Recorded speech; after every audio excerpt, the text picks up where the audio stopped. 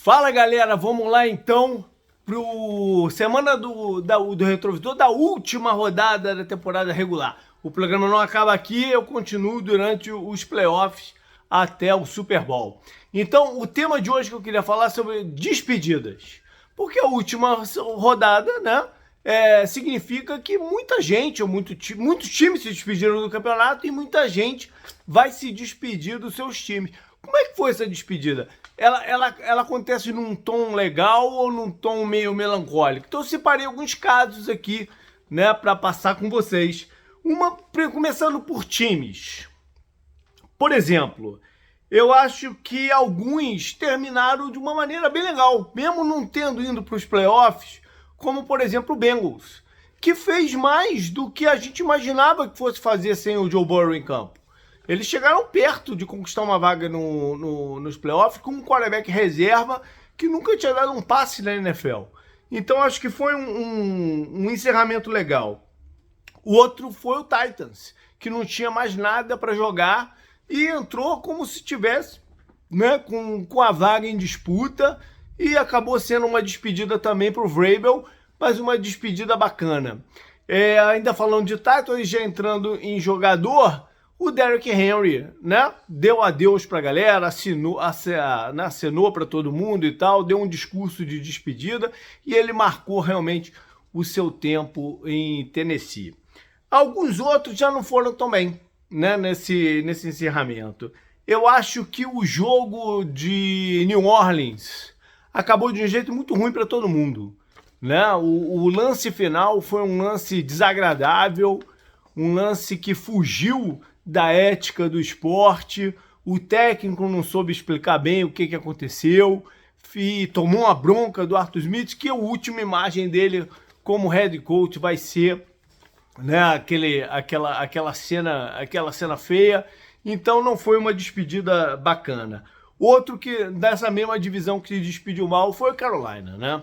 Porque terminar o campeonato levando 2 shootouts é duro para quem teve a primeira escolha geral do draft. Espero que o Bryce Young consiga dar a volta por cima nisso tudo.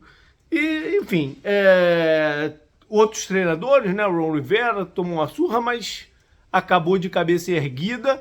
E, por fim, se foi o último jogo de Bill Belichick à frente dos Patriots, foi terrível também, né? Não condiz com sua carreira e com tudo que ele conquistou, saindo lá meio com uma máscara, por um túnel, meio que escondidão.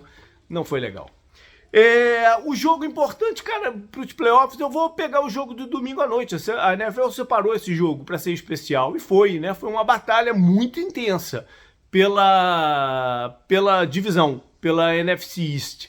E era realmente uma grande vantagem vencê-la e poder jogar em casa. Miami, que perdeu um jogo que não deveria ter perdido, né, pelos turnovers que Buffalo fez, acaba tendo que ir a Kansas City.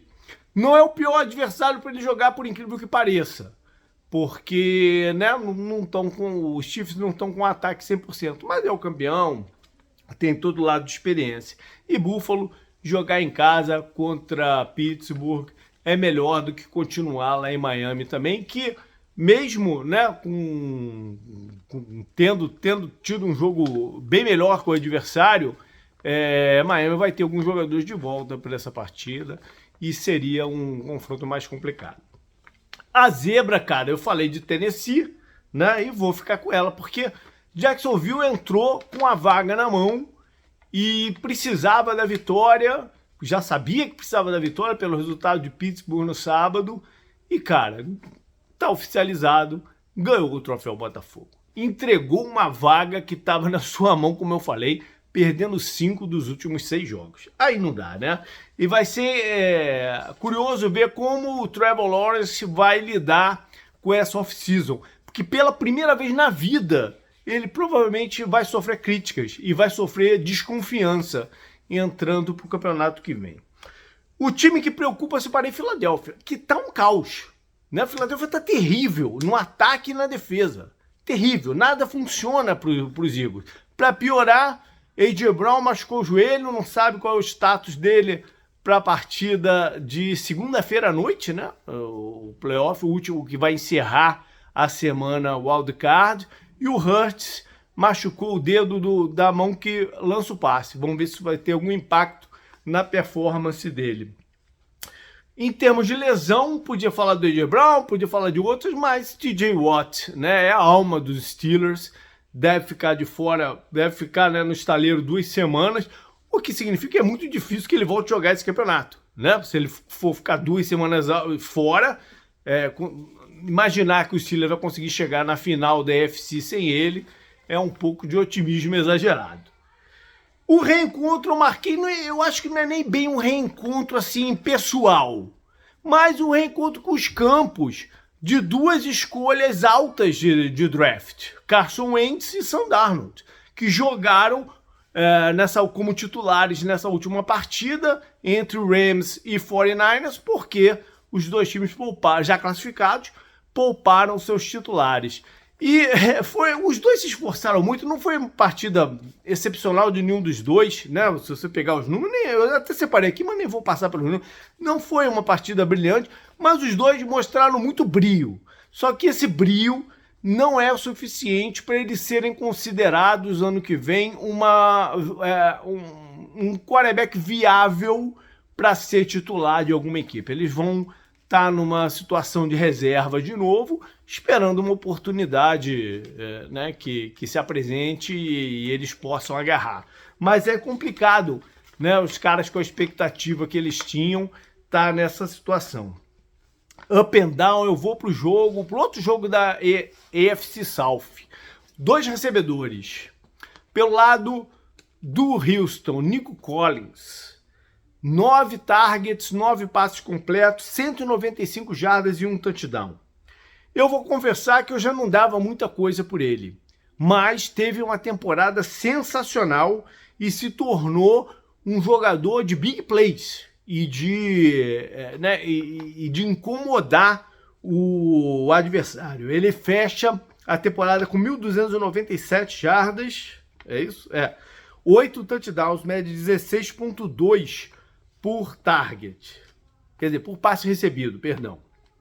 Já pelo um lado mais down, eu vou de Michael Pittman, que também fecha o ano com números bem bons, né? 1.152 jardas, 4 touchdowns, mas uma média baixa, 10.6.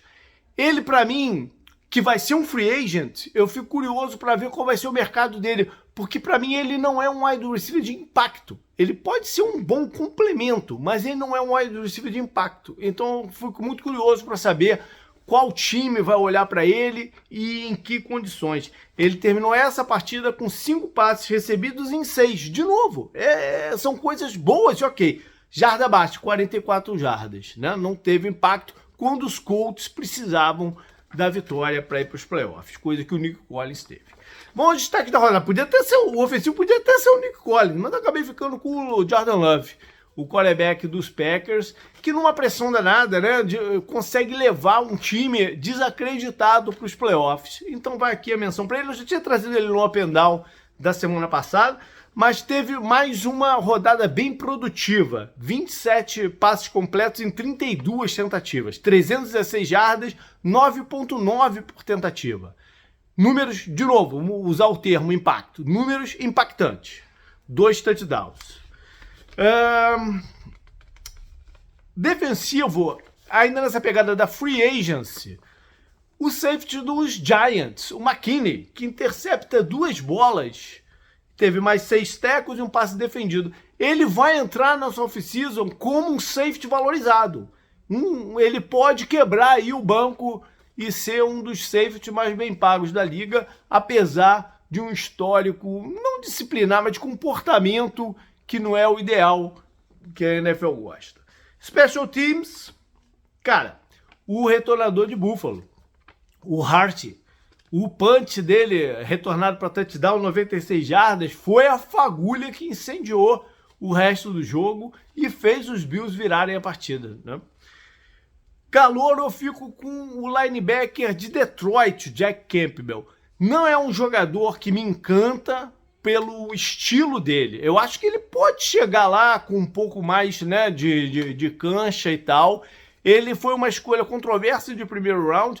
a gente sabia, pelo que eu vi, pelo menos pelo que eu vi, eu imaginava que ele fosse ser um bom linebacker de linha de scrimmage, até chegando bem em blitz, se bem que não foi usado tanto assim pela defesa de Detroit. Mas fechou essa partida com 12 tackles e 1 sack, 52 tackles no total e 2 sacks no total.